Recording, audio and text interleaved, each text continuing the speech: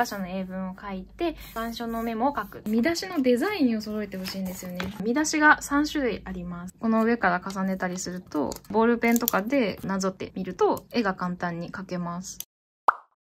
皆さんこんにちは、みおりんです。今日は見やすいノートの取り方のコツを13個ご紹介していきたいなと思います。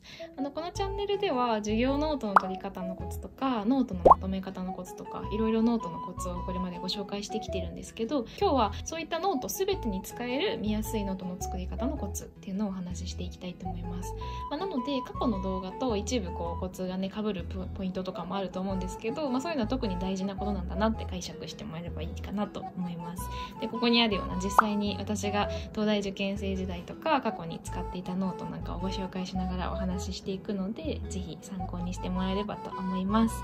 では早速ご紹介します。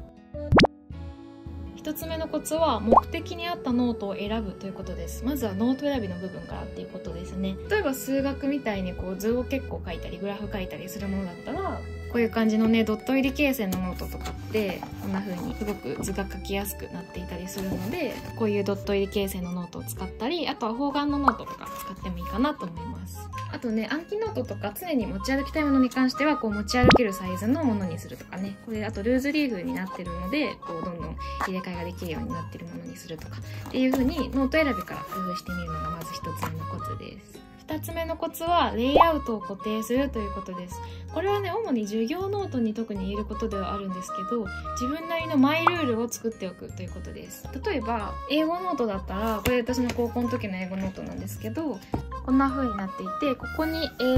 教科書の英文を書いて、ここにその訳を書いて、でここに英単語ですね、英単語を書いて、でここに授業の板書のメモを書くっていう風に私はレイアウトを毎回固定していました。こうすることによって、別のページをめくってみても同じレイアウトで書いてあるので、すぐに見たいところが分かる。例えば単語の確認だけしたかったら、ここの部分だけ全部のページを見ればいいということなので、この固定しておくっていうのは見やすいノート作りの上でとても大切です。古文とかもここに古文単語が書いてあって、ここに本文、原文かな書いてあって、でここに自分の訳、本当はねここに板書が入るんですけど、ちょっとここにはないんですけどっていう感じで書いてました。こんな感じでレイアウトをまずはしっかり決めてみてください。3つ目のコツは見出しを揃えるということです。これも何度かねご紹介しているものではあるんですけど、とても大切なことです。見出しのデザインを揃えてほしいんですよね。例えばこれは大学時代の私のフランス語のノートなんですけど、見出しが3種類あります。1つ目はここのレッスン5、レッスンっていう意味なんですけど、レッスン5はピンクで、これが大見出しですね。で次にこのお花のマークがついてあって黄色いマーカーで引いてある、これが中見出しになります。でさらにそれより小さい見出しがこの緑で引いてあるこの部分ですね。これが小見出しということになります。こうすることによってすごく見やすいノートを作ることができるんですね。なのでぜひ見出しはきちんと揃えるようにしてください。いろんな色使える人だったらこうやってね3色の蛍光ペンとか使ってもいいと思いますし、もし色が使えない人だったら記号でも大丈夫です。例えばこれは中見出しにお花をつけてますけど、例えば大見出しはカッコでくくって、中見出しはお花にして、小見出しはリボンにするとかね、そういう工夫の仕方でも見出しっていうのは区別することができるので、ぜひいろいろ試してみてください。4つ目のコツは余白をしっかり取るということです。これも先ほどのノートをちょっとお見せするんですけど、結構こうやって見ると余白をしっかり取ってるっていうのが分かってもらえるんじゃないかなと思います。これはね見やすくするためにとても大事なことで、あと後からね何か書き込む時とかにも余白がないと書き込みができないので、ぜひノートは贅沢に使うということを意識してみてください。5つ目のコツは筆圧はやや強めにするということです。筆圧というか文字をあんまり薄く書きすぎないということですね。文字を薄く書いてしまうとどうしても見づらいノートになりがちです。なので筆圧が弱くてどうしても薄くなっちゃうよっていう人は思い切ってねボールペンで書くっていうのも一つの手です。私は結構ボールペンでノートを取っていました。たまにボールペンだと間違えちゃった時心配ですみたいなご質問いただくんですけど、間違えちゃったら修正テープで消せばいいし、結構ねボールペンを普段から使ってるとあんまり間違えなくなってくるんですよ。なのでこれは結構練習あるのみというか使っていくと慣れていくなっていうのを私自身感じているので、ぜひ試してみてください。6つ目のコツは文字と文字の間を詰めすぎないということです。ギュッと凝縮した感じで文字を書いてしまうとどうしてもね字が細かくなって読みづらくなりがちです。なので先ほどの余白を取るってとこともちょっと関係はしてくるんですけど、文字はねできればちょっと大きめに文字間隔は少し空けて書くと綺麗なノートにすることができます。7つ目のコツはペンの色を増やしすぎないということです。カラフルなノートを作りたい人いると思うんですけど、あんまりカラフルにしすぎてしまうとどこが大事かっていうのが分からなくなってしまうんですね。でそれは見やすいノートとはちょっとまた違うノートになってしまいます。なので色は最低限にするということが大切です。でそれと関連して8つ目のコツなんですけど、8つ目のコツはペンの色の意味を事前に決めておくということです。こうやって色を決めておけばペンの色がどんどん増えちゃうということがなくなります。私はどんな風に色分けをしていたかというと、こちらの動画で詳しくはお話ししているんですが、今簡単にお話をすると、基本の普通の部分はシャーペンもしくはボールペンですねで書いてました。なんで黒ですね、書いていて、それから単語の意味とかは水色で書くようにしていました。あと先生が教えてくれたことのうち自分が初めて知ったことは赤で書くようにしていて、先生が教えてくれたことのうち私でも前から知ってたかもって思うことは緑で書くようにしていました。でそれ以外のポイントとかはこういう青とかで書くようにしてました。実際そのように色分けしたノートがこのさっきの英語ノートなんですけど、こんな感じで字の文はもちろん黒で書いていて、言葉の意味、単語の意味は、ちょっと分かりづらいかもしれないですけど水色で書いています。で先生が言ってくれたことのうち知らなかったことは赤で、知っていたことに関しては緑で書くようにしていました。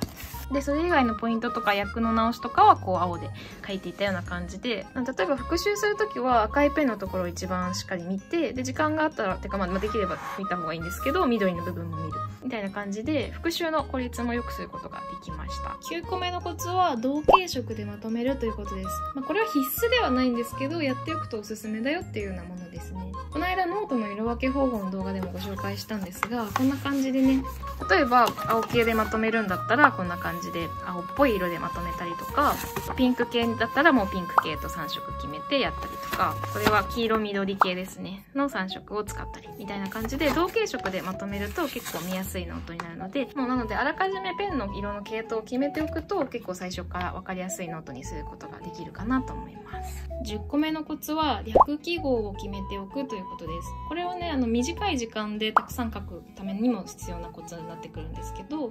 例えばこんな感じで矢印で結果を表したりとか、戦争はこの記号で表して勝った方に丸、負けた方に×をつけるみたいにしておくと、いちいち戦勝とか敗戦とかって漢字で書く必要がなくなります。ポイントとかもね、ポイントとかって書くと大変なんですけども、星がポイントだよって決めておけばポイントってすぐ分かるようになりますみたいな感じで、記号を最初に決めておくっていうのがとても大切です。11個目のコツはイラストやコピーを活用するということです。ノートは文字だけじゃなくてビジュアルも充実させておくと見やすく、そして覚えやすいノートにすることができます。例えば私のノートだとこんな感じでちょっとした世界地図を書いて貿易の図解をしたりとか、あと白地図を貼ってみたりとか、あともうめんどくさいやつは資料集からねコピーして貼り付けたりとか、こんなことをしてました。でね、図を書くのが苦手な人の場合はこの間おすすめ文房具でもご紹介したんですけど、このまとめノート用付箋というものを使うとですね、こんな感じで裏が透けているので、例えばこういうもののこの上から重ねたりするとこんな感じで写るので、この上からボールペンとかでなぞってみると絵が簡単に描けます。実際描いたのがこんな感じなんですけど、これ本当に自分で上手に描けたみたいだけど、これは写して描いてます。なのでこれを使うとね、結構絵が苦手だなって思う人でも簡単に描けると思うので、ぜひ使ってみてください。ロフトとかで売ってると思います。12個目のコツはインデックスシールを使うということです。これはノートのページが見やすいというよりもノート自体を使いやすくする工夫なんですけど、私はねこんな感じでね、授業ノートの単元がどこにあるかっていうのをすぐ分かるようにインデックスシールで工夫をしていました。インデックスシールは100均とかどこでも売ってるので、ぜひ使ってみてもらえるといいかなと思います。最後13個目のコツはにじまないように書くということです。皆さん一度は経験あると思うんですけど、ボールペンとかで書いてその上からマーカーペンを引いた時にうわって全部黒くなってにじんじゃったみたいな経験ありませんか？私はあれあんまり好きじゃなくてですね、それを防ぐために一つ工夫をしてたんですけど、それが油性ボールペンを使うということです。ボールペンには油性と水性があって、水性を使ってしまうとね、上から蛍光ペンで塗った時に結構にじんでしまうんですね。でも油性のものを使えばそういうことはあまり起きないので、ぜひ油性を使うのがおすすめです。実際さっきのノートとかもこれ全部油性ボールペンにマーカーペンを重ねるようにしています。ちなみに私の今のおすすめは前もご紹介したパイロットのオプトというこのボールペンですね。これは油性ボールペンだし、しかもすごく書きやすくてとても気に入ってます。ぜひ使ってみてください。ということで、見やすいノートの取り方のコツを13個ご紹介してきました。そんなに多分複雑なコツではないので、今日から試していただけるんじゃないかなと思います。で、みんなに一つ心がけてもらいたいことが、見やすいノートは自分にとって見やすければそれでいいっていうことです。ノートはね、別にインスタ映えを狙うものでもないし、友達に見せることを前提にするものでもありません。自分にとって見やすければ、別に字が汚かろうが、変な色使ってようが別にいいんですよ。なので自分にとって見やすいノートっていうのをぜひ意識してみてもらえるといいなと思います。そのために今日ご紹介したコツが一つでも役に立てば嬉しいなと思います。ではまた皆さん次の動画でお会いしましょう。バイバーイ。